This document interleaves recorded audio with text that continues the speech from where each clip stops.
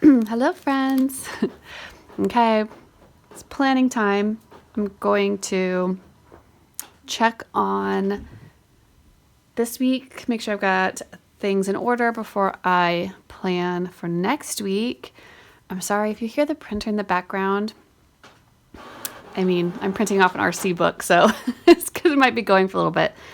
Anyways, I thought I would. Do you guys have like little? I found these little bookmark things on. You can like put them in your binders, but they came in a pack of three different colors, and I use them to quickly go to the week that each of my 3 students is on, to go to their plan, and they've been really helpful. I was using just like a sticky note before, which is obviously totally fine, but these were just kind of cute. I'll link them for you. They're cute. I like cute stuff. What can I say? I'm a girl. Okay, so it is actually currently Wednesday, but I just know that I'm going to have a bunch of stuff I want to prep like this weekend and stuff. So in case I don't get to planning, I'm just going to take the time to do it now. The kids are at Awana's. I should be there too, and Teen Life, but I was just feeling really run down. So I didn't go. But that gives me a quiet moment in the schoolroom by myself to just get this done. I don't have to worry about it. Okay, so Everett's been... Oh, good, I did. Okay, good, I did. Everett did finish his Rover Boy... Oh, sorry, his Tom Swift story that he's been reading out of the... I showed you guys these before. So he read the whole first story, and he just is going on. He's reading the second one, too. Because I believe it is on the reading list, the RC reading list. And he did turn in his book notes and summary guide. So this is a resource I made. I'll link it for you. But this is how I train the kids. It says 3rd through 5th, but it doesn't mean that it's like not good past that. It's just, I think that's a good time to introduce this assignment. It's anywhere between 3rd and 5th. And then they can do it for as long as you want them to take, chapter notes and write just a quick book summary. But it's how I train them to do that. It comes with some directions. So he turns in his chapter notes to me at the end of the... Look, he didn't write the book title. And they take these and he folds it in half and he uses it as, so he could, as a bookmark, but he writes his chapter notes on it. And yes, no, I don't really read them. I just check that he's been doing them because it is too stressful to try to read his handwriting. But he gets like 5 points for doing them and turning them in, which he did. And then he does fill in, when he's done with that, when he's done with the book, he does, and he can do this all in one day, the book information page. And so I do check that, take a quick look at that. I give him 5 points for that, 5 out of 5. And then he does a book summary. It's supposed to be 1 paragraph, 3 to 5 sentences. His tend to be, it's probably actually close to that. He just writes pretty big. But then I like to give him some feedback. It's mostly grammar at this point. At the beginning, it was a lot more of telling him, like he was giving too much detail. He was giving, and so it was me mostly telling him, you don't need to tell me that. You don't need to tell me that. Or a shorter way to say this would have been like that. Just sum it up and just kind of coaching him through that a little bit. So he's actually getting a lot better at summarizing more. But I'm still checking on his grammar and spelling and stuff. And I don't mark him down for it not being perfect. I'm not looking for perfect. I'm just looking for progress. So he gets 5 points for that. So just for doing all those components, this is a 15-point assignment, 15 out of 15. And then I record it right there. I've got on there a finished book in the summary, right? 15 out of 15. That's what this is when I have that in there. And then I just throw these in his, where I keep the work that I'm keeping for the year for him. Okay, so I just thought I would show you that. I haven't showed you one in a while. He's been working on his vocab. He's still working on that. Yeah. Saxon. He's been doing fine, doing 1 lesson a day. He started a new book. He's moving on in his Tom Swift. And we're just reading 20. I'm just having him read 20 pages a day. I was doing 1 hour, but I changed to 20 pages a day because that would get the book read in 2 to 3 weeks.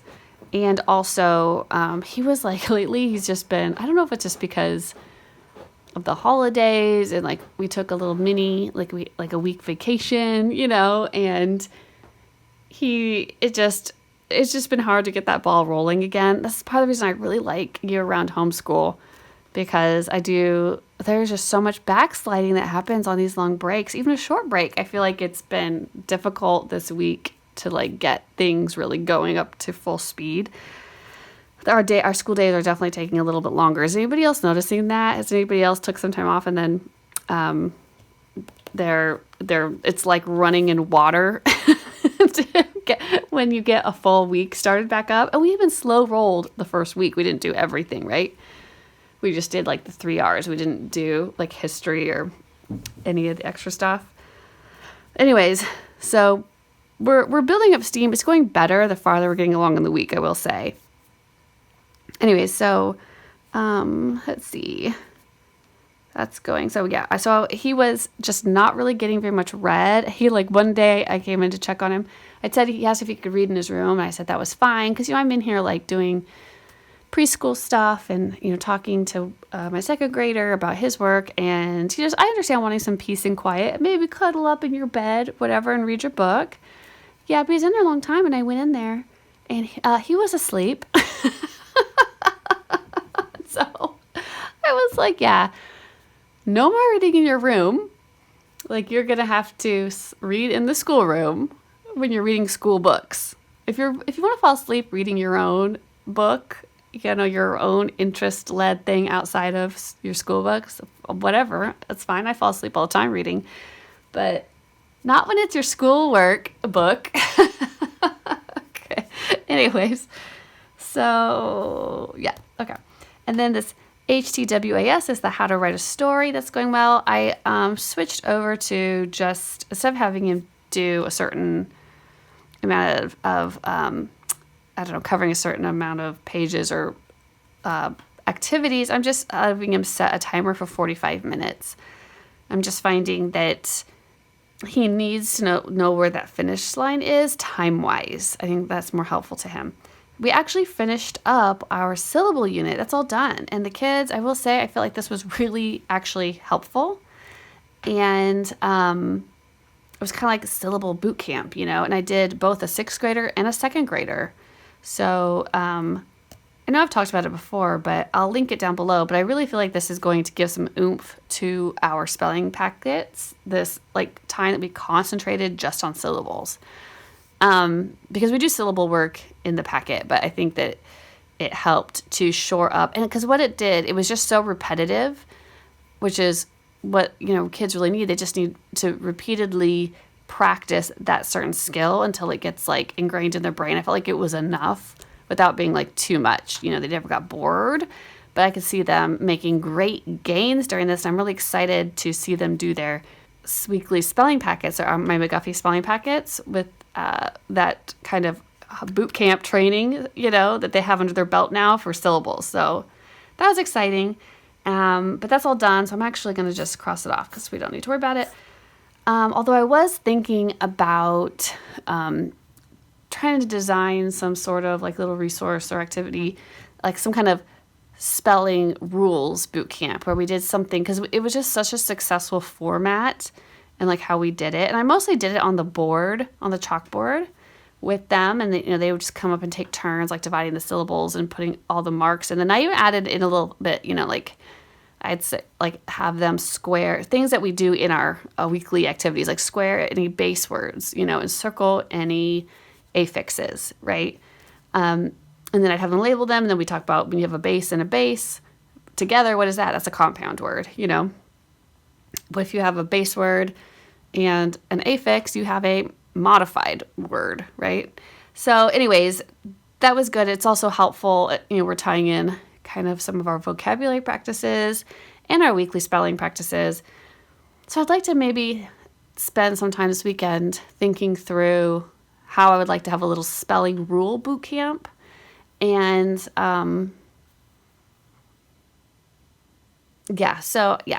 I put something together, I'll share that with you guys, but I'll test it out on my own kids first. Anyways, okay, so that's all going fine. We're doing the good and the beautiful history. We've been going over that. That's going really well. We're in the Victorian era, and I actually I already talked it out with them, but we're still following our model of whenever we're doing a history unit, whatever his next RC book comes up, I will let him pick a G.A. Henty book from whatever time period we're studying.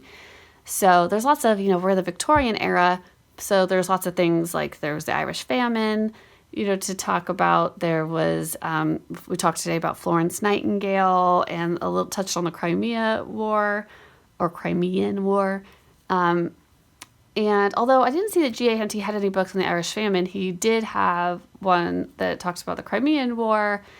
And he has a bunch of them that take place. I would say the largest category of his books are during the Victorian era, but in like different locations.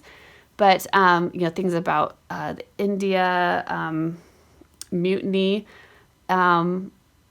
We've talked about India being a colony, of and like Canada, and Australia, right? All those things were in the British Empire at that time. So he could have picked from any of those topics or regions to find a G.A. Henty book. He actually picked is it All Is Lost or something like that, but it's actually 3 volumes, 1, 2, and 3, and it said it's about British life in Cambridge. And that's actually the one he wanted to read. I was like, okay, that's the longest one. I was like, let's just start with volume 1. And so after he's done reading the book, the Tom Swift story, he said now he's going to pick up that G.A. Henty book, and he'll have a good chunk of background knowledge from doing this unit on the Victorian era that will, I think, really help connect that story, with those memories of that education that he's had. So looking forward to that and how that's going to go. I don't know if you guys noticed, in my playlists, I have a playlist for Henty audiobooks, that I just found him on YouTube. But when he reads Henty, I give him the option to listen to the audiobook while he reads along with it, just because it speeds things up, because there's so many words that he hasn't encountered before. And so there's a lot of stopping because he just doesn't know how to read them, or he just skips over them. And I don't want him to do that. I want him to at least hear it. Excuse me. I want him to at least hear the word pronounced correctly, and then he can hear it in context. He might have an idea, what it means. And of course, he can look up words if he doesn't know them. But I swear I've never seen that kid look up a word on his own he didn't know. I think he just skips over it. You can lead a horse to water, but you can't make him drink. Anyways, so that's why we have to do vocabulary as a subject. Because my kid won't just look up words. Okay, so those are my thoughts. Okay, so I've thought through this week. Let me plan next week. So it's going to start 1:16. My cold is just really hanging on here.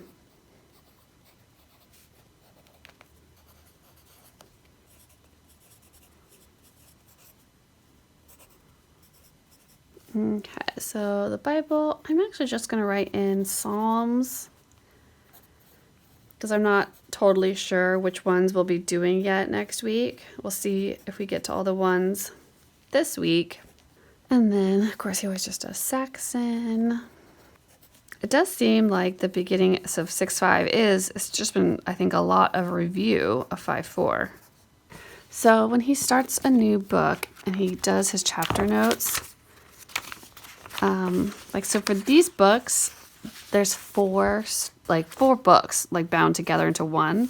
So they don't start over right with page 1. So I had to look up, okay, this one started, actually page 117 is when Tom Swift and his motorboat started in this book, and it goes to page 223.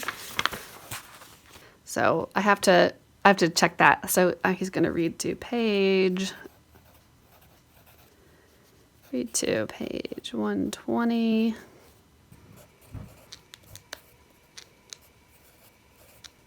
Yeah, the Tom Swifts are pretty quick reads. So by next week, what did I say? It ends on page 223. Okay, well then he'll just be finishing it. Okay. All right, so then he'll be moving on to, I consider vocab to fall under reading, and he'll be on to packet. So he'll be on lesson 37, which is dict, which means say.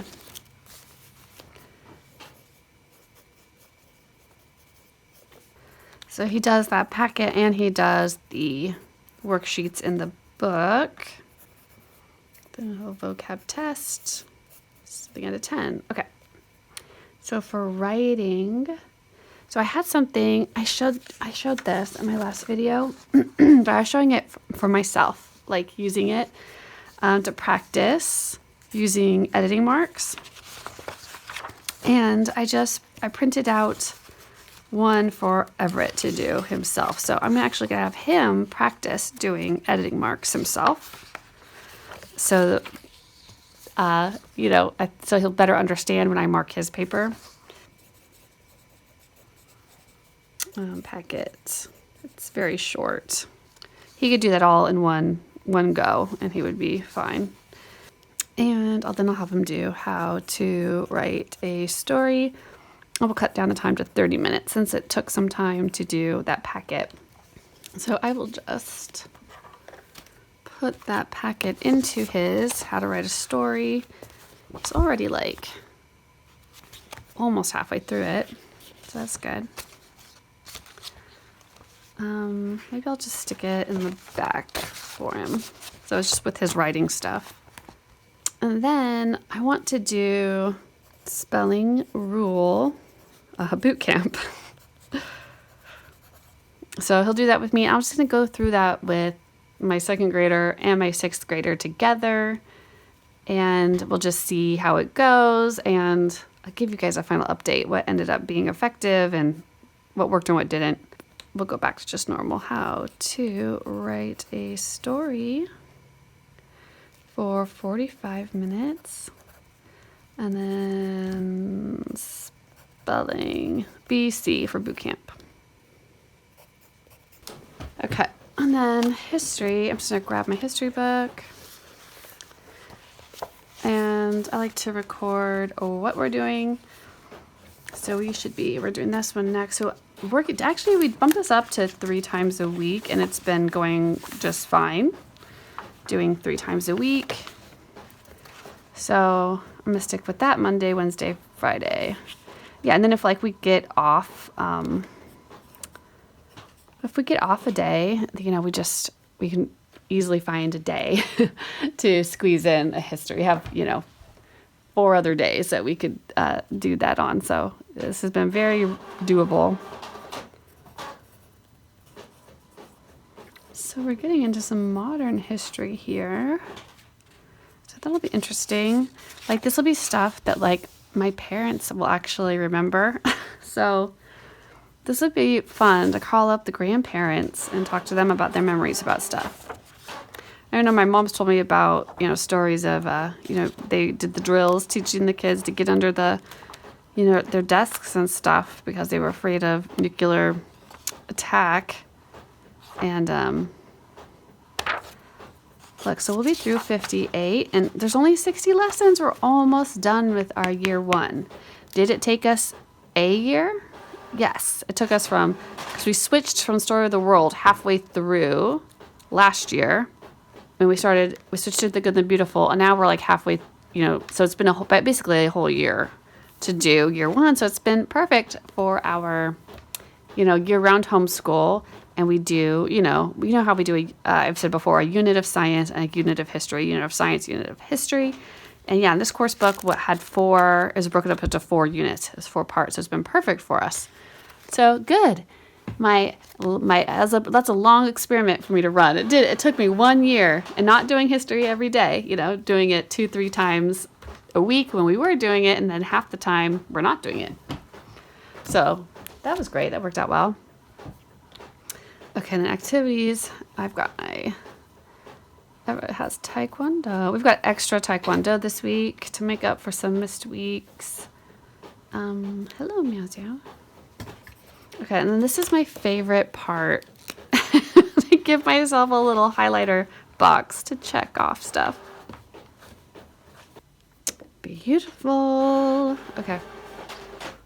So I'm going to go back. I'm still on this week, so I'm going to keep my bookmark in this week for myself. Then I'm going to go to William's section. Okay, yeah, everything's good. We finished that syllables unit, so I can just take that off. Let's see. 116 to...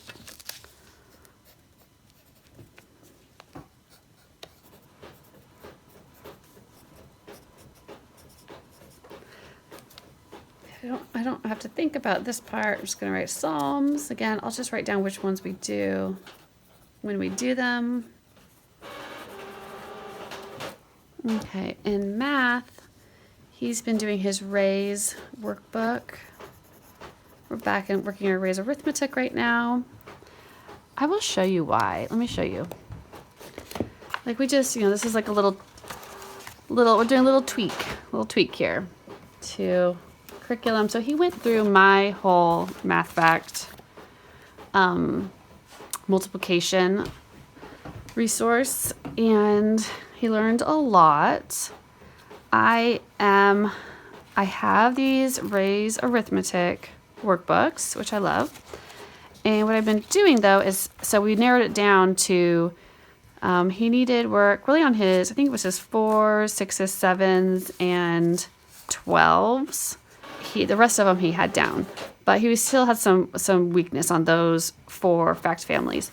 So what I'm doing is I am going to my multiplication table practice, and I just highlight the ones that I want him to study or to do it as like a warm-up. I want him to count, by those. I want him to list those out. Then that's his warm-up, and then he does a workbook page. So like right now, what I've been doing is I just have been paper clipping them in to his book like every other page. So he gets like 2, he'll do a warm up and then he'll do this multiplication page and then he'll do warm up and then he'll do this one, right?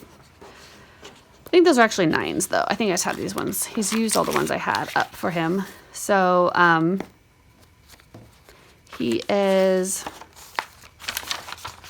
What did he do today? So he did 7s. He did this one today. So he did this one yesterday. So I'm having him go back now, and I'm finding the pages that cover that fact family and the Rays, and I'm having him do those. So, I paid for this.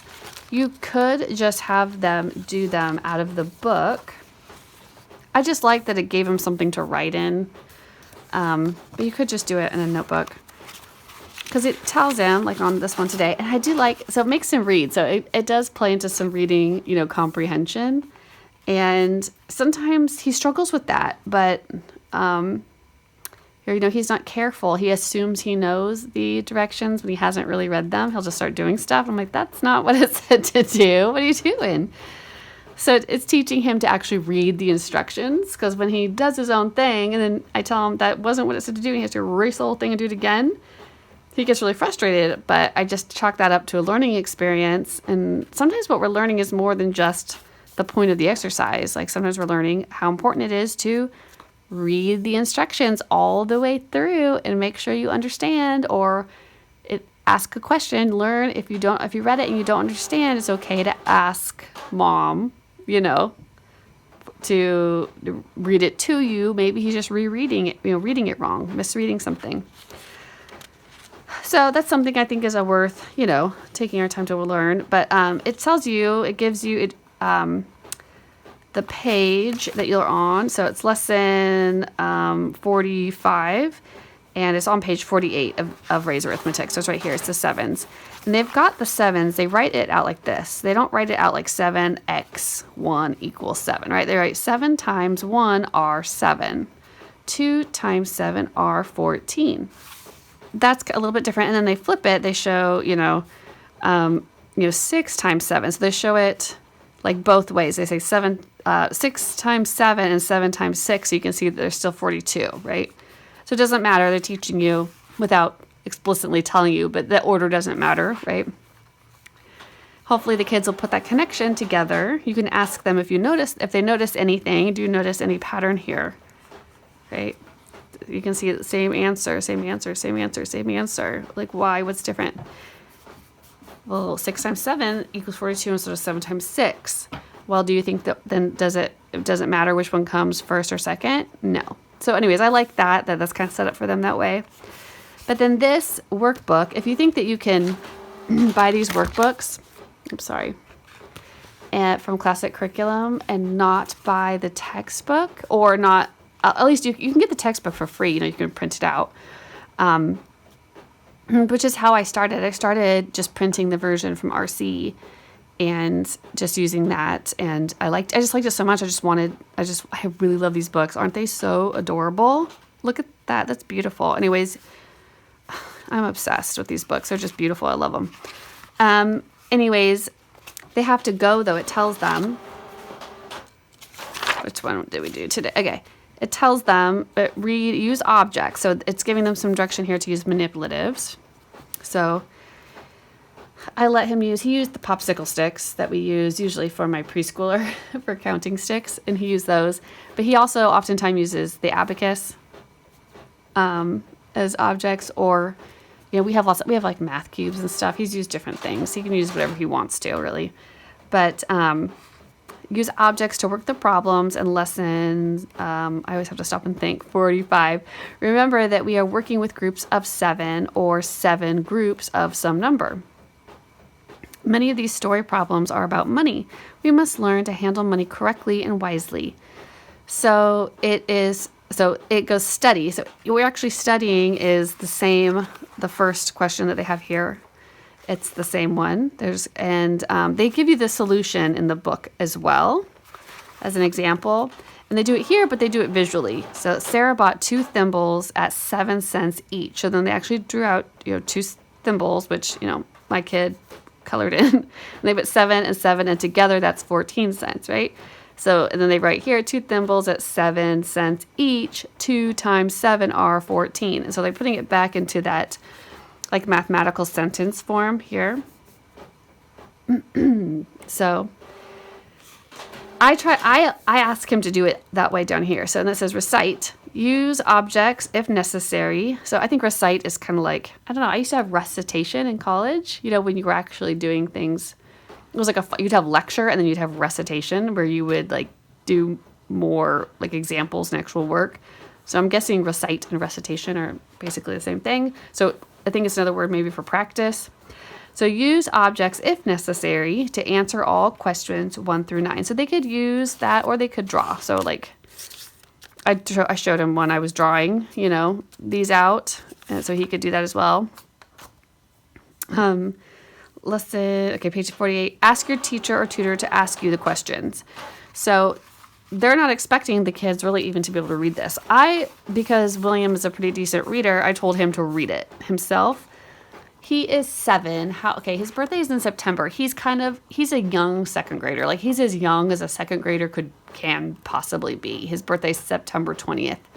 He's a very good reader. When I first started doing grades and stuff with him, he definitely didn't have the reading comprehension to just like read these.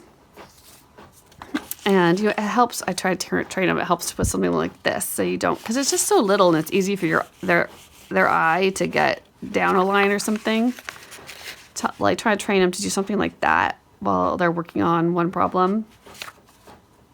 And but then so he actually read these himself though. He's to a point where he can read pretty well. That's why it was better for me for a long time to practice his math facts not using this, because I didn't want to have to sit there and read it to him all the time.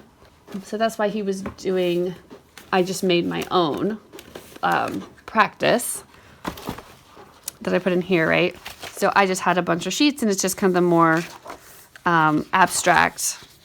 But, it's working those math facts and seeing them the way that you would see them on the flashcards. And I was trying to get them more into memory, right, and testing that. And then, of course, we were doing skip counting and stuff. And, of course, we learned the abacus. So he didn't need to read anything to do the abacus flashcards I made for him, which I'll link those down below. because those were just really helpful for him. And he still uses the abacus today. Like I said, he was using it yesterday. I was reading something. What was it saying? I was saying to let kids use manipulatives longer than you think that they should. Like we kind of think of that as like, oh, that's just when you first introduce the idea. But like let them use it as long as it's helpful to them, because they'll naturally stop using it when they're ready. And that's what I found, that the kids just stopped using it. But, you know, I have the abacus in here, and when he asked for it, I was like, sure, you know. But once it's dedicated to memory, they won't need it, you know. Anyways, but I had him write his answers in 7 times 3 equals 21. And then I do want him to put the unit on there, like marbles. I was showing him marbles. And I try to coach him, like, don't guess at the spelling. You look at it. You'll find marbles in here and just copy it. Because that's something he'll do. He would, like, guess at the spelling. And sometimes he gets the unit wrong. He might write something like here, he wrote cents. And he spelled it right, but that wasn't the right unit. They were asking how many marbles. So that's kind of a reading comprehension thing. Anyway, so, I mean, I like, though, that Ray's, and it's not very many. It's only, like, you know, really 8 problems because they give them the first one. I like that it's bringing in these other elements, and it allows me to kind of see and assess his reading comprehension, really, you know, in a functional way. Like, these are actual instructions I need him to follow, and so anyways, I like that. But I would say he wasn't ready for this until probably recently, honestly, with the level of reading and comprehension and following instructions and stuff like that. Obviously, I like the things I made. I made them the way that I liked them, the way that I thought best. I thought that was the best sequence was to do My Land of Yak resources and then transition into this. That was a lot to talk about that. But, you know, and also I feel like Ray's naturally, this is number sense, right? So I think that's awesome. Oh, and then of course we play math fact games. There's no prep games. So today we played the 7s one, right? Because we were working on 7s. So anyways, we're going to do a Ray's workbook. And then he's going to do flashcards on his own for 10 minutes.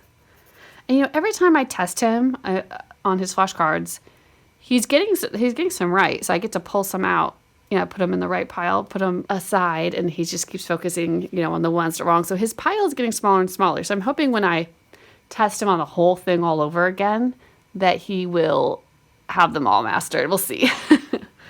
So workbook, flashcards, and then a math game. He loves that math game.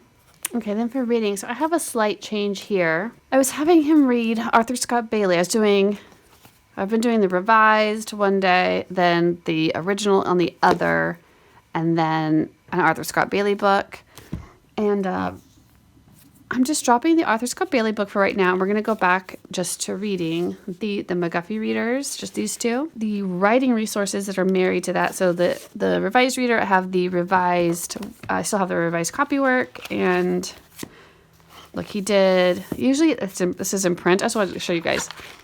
So this resource, this McGuffey Second Eclectic Reader Complete Lesson. So this one is in print only right now. I'm working on the cursive one. It's just taking forever. But it still has anywhere that it was in script in the book, I did it in script in here. So I was like, he hasn't done cursive in a while now. And I was like, oh, I wonder how it's going to look. And I was like, actually, that's better than I thought it was. Like, I was happy with that, with his cursive copy work, you know? I'm glad he's paying attention to this midline and where things are, even though at this point the model isn't on anything. I think the earlier books, the model lines are within, you know, the dash lines, but I took it out for this one because, you know, we're gradually, I don't know if anyone's using these, but the font gets a little bit smaller. It starts out bigger, like in the primer copy work, and then the first reader gets a little smaller, and then now the second reader, it's to here. And so, because we're expecting them, you know, to be writing cleaner, neater, have more control as more practice they get. But anyway, so he wrote this much today for his copy work, and I was very pleased with it. And then I've been using my grammar check-in. So sometimes, you know, we do a grammar subject or a grammar assignment with the copy work where identify the subject and predicate, right? We might talk about what that is, and then he may just highlight that. We pick a sentence. Although he doesn't have anything on today's, but that's because when he did this, I wasn't feeling, like I said, I wasn't feeling super great, so I went and laid down, and so I didn't actually get to go over this with him today. But I'm glad that he did it all by himself. Okay, so we're still doing that. And then we're still doing how to write a story, which I put up a video yesterday. No, put up a video today of Wednesday of me giving him feedback, and then like the editing notes. Oh wait, this is Everett's. Williams is this one, right? Okay, I'm just checking to see how much more do I have in here. So yeah, he has a good amount left to go in here. Okay, so these are my 2 married couples now. On the days we read the original reader, we do the how to write a story. In the days that we're doing the revised reader, we are doing copy work and possibly grammar exercises on the copy work. McGuffey, revised, and copy work. And then I just record what lesson we end up doing as we do it. Original and how to write a story. And then we're going to do spelling boot camp, right? Which I have not prepped yet. History. I'm just going to copy down his schedule. Taekwondo, so 6.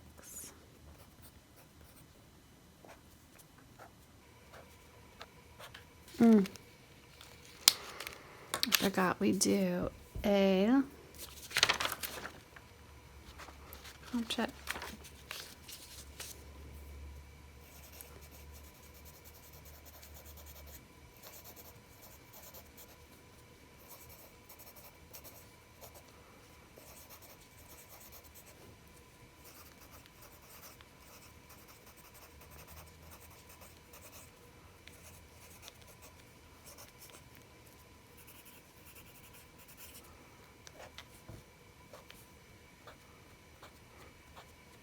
Okay, those ones are done. Let me check on Bo. That we did this today. I don't have to do anything to him because he's already pre-planned for the entire month. So I'll link my video below on how I plan for a whole month for my preschooler. So this weekend, I think I am going to make a video because I've got some prep stuff to do, and I'm going to chat. I think I'm going to chat with you guys about the case for homeschool preschool. I've heard people online, I've seen people talking about, people like, oh, what do I do for, preschool, whatever, and people are like, or like, how long do you spend with your preschooler in phonics or this or that at night? And then there's always 1 or 2 people that say, you don't need to do that, just take them outside a lot and blah, blah, blah, blah. And I just have I have some thoughts that I would chat about that while I do some prep work this Saturday. So be looking for that video next. Have a good one.